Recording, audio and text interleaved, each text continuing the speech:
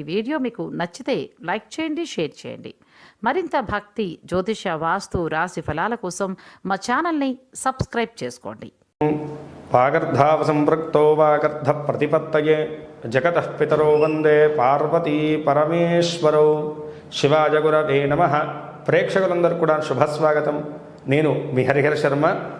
ప్రతి మాసం కూడా తెలుసుకుంటూ వస్తున్నటువంటి రాశి ఫలితాల్లో ఈ నెల ఫిబ్రవరి 2026 సంవత్సరము మీ యొక్క రాశి వారికి ఏ విధమైనటువంటి శుభయోగాలు, అదృష్ట యోగాలు యోగించబోతున్నాయి, అదేవిధంగా గ్రహ సంచార రీత్యా ఏ విధంగా ఈ నెల మీకు ఉండబోతుందనేటువంటి విషయాల గురించి ఈ వీడియోలో సవిస్తరంగా మాట్లాడుకునేటువంటి ప్రయత్నం చేద్దాం. ముందుగా ఈ నెలలో జరిగేటువంటి ముఖ్యమైనటువంటి పర్వదినాల గురించి చూసుకుంటే కనుక 1వ తారీఖు ఆదివారం ఫిబ్రవరి నెల మాఘ పౌర్ణమి, అదేవిధంగా 5వ తారీఖు గురువారం సంకష్టహర చతుర్థి, 14వ తారీఖు శనివారం శని త్రయోదశి, 15వ తారీఖు ఆదివారం మహాశివరాత్రి, 18వ తారీఖు బుధవారం ఫాల్గుణ మాస ప్రారంభము. ఇవి ముఖ్యమైనటువంటి పర్వదినాలు మనకి ఫిబ్రవరి నెలలో వచ్చేవి. ఇక ఈ యొక్క నెలలో మీ యొక్క రాశి రీత్యాను ఏ విధంగా ఉండబోతుందనేటువంటి విషయాన్ని తెలుసుకోవడానికి గ్రహ సంచారాన్ని గమనిద్దాం. మిథునంలో గురుగ్రహ సంచారము, అలాగే కర్కాటకంలో స్వస్థానంలో చంద్రగ్రహ సంచారము, సింహరాశిలో కేతుగ్రహ సంచారం, మకర రాశిలో రవి, కుజ, బుధ, శుక్రగ్రహ సంచారం, కుంభరాశిలో రాహుగ్రహ సంచారం, మీనరాశిలో శనిగ్రహ సంచారం. ఈ గ్రహ సంచారాలను బట్టి మీ రాశి వారికి కలిగేటువంటి శుభ అశుభ యోగాల గురించి ఇప్పుడు మనం మాట్లాడుకుందాం.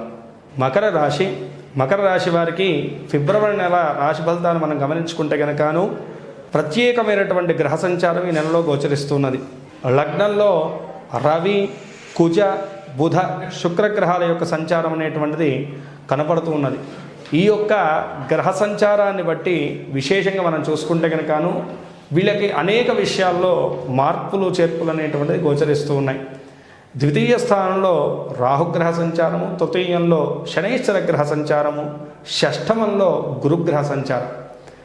అంటే వృత్తిరీత్యా వీళ్ళకి చూసుకుంటే కనుక ఎటు కూడాను అంతగా గ్రహబలం అనుకూలించట్లేదు అని చెప్పేసి మనం మాట్లాడుకోవాలి. వృత్తిరీత్యా ఒత్తిడి ఖచ్చితంగా ఉంటుందండి, ఎవరో పట్టుకుని మనం బిగిచ్చేస్తున్నట్టుగా ఉంటుంది. కానీ ఈ యొక్క గ్రహ సంచారాల్లోనూ ఈ నెలలో ప్రత్యేకంగా మనం చెప్పుకోవాలంటే కనుకను కొంతమేరకు ఆ చిక్కు సమస్యల నుంచి బయటపడేటువంటి మార్గం అయితే కనుక కనపడుతుంది.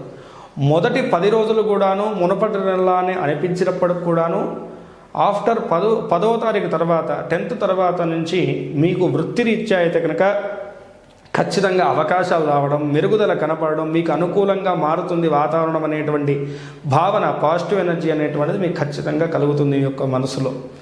అయితే వ్యాపారస్తులకు కూడా చూసుకుంటే కనుక షష్ఠమ గురుగ్రహ సంచారం వల్ల ఎక్కడ వేసినటువంటి గొంగలి అక్కడే ఉన్నట్టుగా పనులు ముందుకు జరగక చాలా ఇబ్బంది పడుతున్నారు. ఆర్థిక వ్యవస్థ రీత్యా అలాగే వ్యాపార విస్తీర్ణత విషయంలో కూడాను సతమత పడుతున్నటువంటి వ్యాపారస్తులకు కూడాను కొంత మేరకు ఈ యొక్క నెలలోనూ అనుకూలమైనటువంటి కాలం. అంటే ఏదో పెద్ద పెద్ద పెట్టుబడులు పెట్టేసి కొత్త వ్యాపారాలు ప్రారంభం చేయడానికి అంతగా అనుకూలించకపోయినప్పటికీ కూడా ఉండి నడిపిస్తున్నటువంటి వ్యాపారంలో ఏవైతే కనుక మిమ్మల్ని ఆపి ఇబ్బంది పెడుతూ ఉన్నాయో అలాంటి పనులన్నీ కూడాను కొంతమేరకు ముందుకు కొనసాగుతాయి.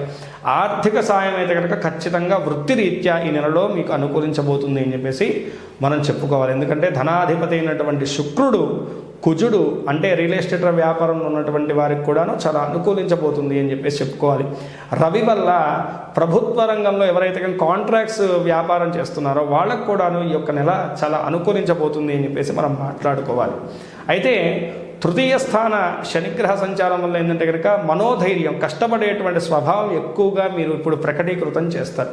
మామూలుగానే శని యొక్క అధిపతి అయినటువంటి మీ రాశికి శని అధిపతి మామూలుగానే కష్టజీవులు వీరు. మామూలుగా తృతీయ స్థాన శనిగ్రహం వల్ల ఏంటంటే కనుక మరింత మీ యొక్క ఎఫెక్ట్స్ని అయితే కనుక బయటికి చూపెట్టగలుగుతారు. ఖచ్చితంగా వాటికి గుర్తింపు అయితే కనుక ఈ నెలలో లభిస్తుంది. వృత్తిరీత్యా చూసుకుంటే కనుక మధ్యస్థంగా ఉందండి.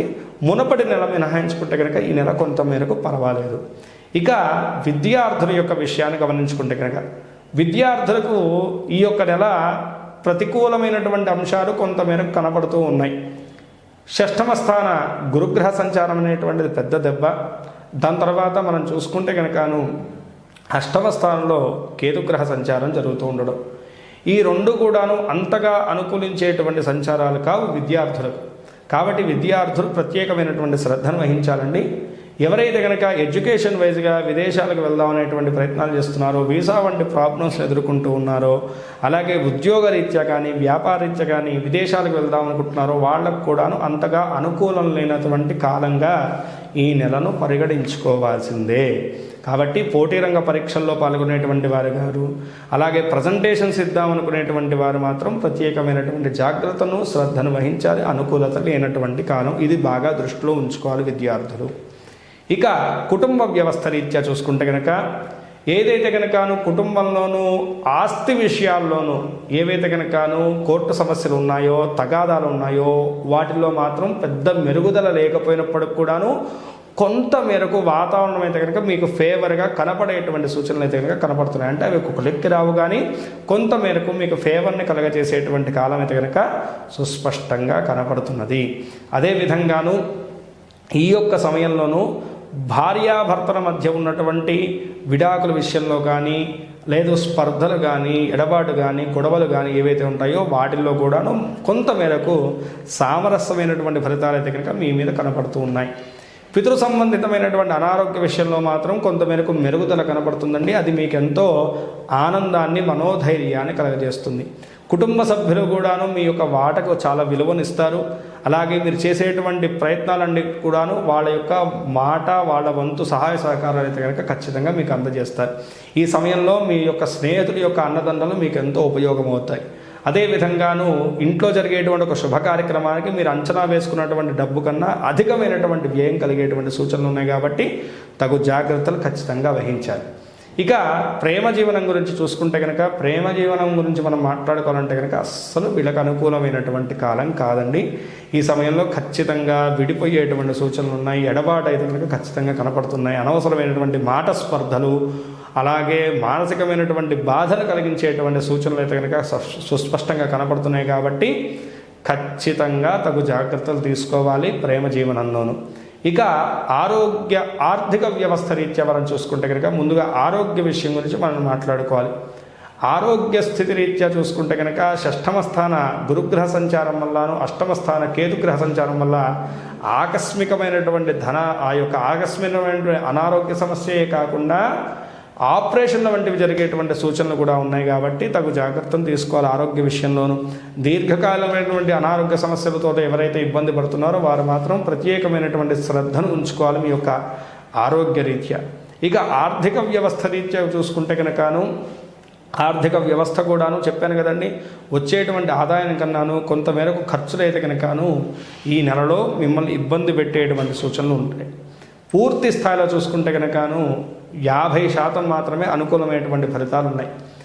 ఈ యొక్క రాశివారు ప్రత్యేకంగా ఈ నెలలో ఏ యొక్క దైవారాధన చేయాలి అంటే కనుక అమ్మవారి యొక్క ఆరాధన కానీ, దత్తాత్రేయ స్వామి వారి యొక్క ఆరాధన కానీ, దక్షిణామూర్తి స్వామి వారి యొక్క ఆరాధన కానీ చేయడం చాలా మంచిదండి. వృత్తి జీవనంలో స్థిరత్వానికి, విద్యార్థులకు మంచి ఆ యొక్క విద్యా జ్ఞాన బుద్ధులు అరగలడానికి గురుగ్రహ ఆరాధన ఎక్కువగా గురువారం నాడు మీ దగ్గరలో ఉన్నటువంటి నవగ్రహాల దగ్గర గురుగ్రహానికి పూజ చేయించడము. అదేవిధంగా ద్వితీయ స్థాన రాహుగ్రహ సంచారం కూడా కొంతమేరకు దుష్ఫలితాలు కలుగజేస్తుంది. కాబట్టి రాహుకేతులకి మంగళవారం నాడు పూజ చేయించేసి శనగలు, మినుములు, ఉలవలు దానం చేయడం వల్లను ఈ యొక్క ప్రతికూలమైనటువంటి అంశాలన్నీ కూడా తొలగిపోయేసి సకల శుభాలు కూడా మీకు చేకూరుతాయి. పై తెలిపినటువంటి చిన్నపాటి జాగ్రత్తలు వహిస్తూ చెప్పినటువంటి దైవారాధన చేసుకుంటూ, అదేవిధంగా గ్రహదోషములకు చెప్పినటువంటి పరిహార మార్గాన్ని మీరు అనుసరించుకుంటూ ఈ నెలలో కలిగేటువంటి సకల విధములైనటువంటి దుష్ఫలితాలన్నీ కూడా అధిగమించి మీరు అనుకున్నటువంటి గోల్స్ వైపు మీ అడుగులు తాపీగా కొనసాగాలని చెప్పేసి, అలాగే మీకు విజయం చేకూరాలని చెప్పేసి, సకల శుభాలు కూడా మీకు కలగాలని చెప్పేసి మనస్ఫూర్తిగా ఆ పరమశివుణ్ణి ప్రార్థిస్తున్నాను. ఇక్కడ మనం తెలుసుకున్నటువంటి రాశి ఫలితాలు కేవలం 40% మాత్రమే మన యొక్క జీవితం మీద ప్రభావాన్ని చూపిస్తాయి. మిగతాదంతా కూడాను మన యొక్క జన్మ జాతకం మీదే డిపెండ్ అయి ఉంటుంది. కాబట్టి ఎవరన్నా కూడా మీ పర్సనల్ జాతకం తెలుసుకోవాలనుకుంటే కనుక కింద స్క్రోల్ అవుతున్నటువంటి నెంబర్ని సంప్రదించడం వల్ల నా అపాయింట్మెంట్ మీకు దొరుకుతుంది. తద్వారా మీ జాతకాన్ని క్షుణ్ణంగా నేను పరిశీలించి మీకు పరిహార మార్గాన్ని నేను సూచించగలుగుతాను. స్వస్తి. సర్వే జనా సుఖినో భవంతు. లోకా సమస్తాః సుఖినో భవంతు. వీడియో చూసినందుకు ధన్యవాదములు. ఈ వీడియో మీకు నచ్చినట్లయితే లైక్ బటన్ క్లిక్ చేయండి. మరిన్ని వీడియోలు పొందాలంటే దయచేసి సబ్స్క్రైబ్ చేయండి. మీ సూచనలు సలహాలు తప్పక తెలియచేయండి.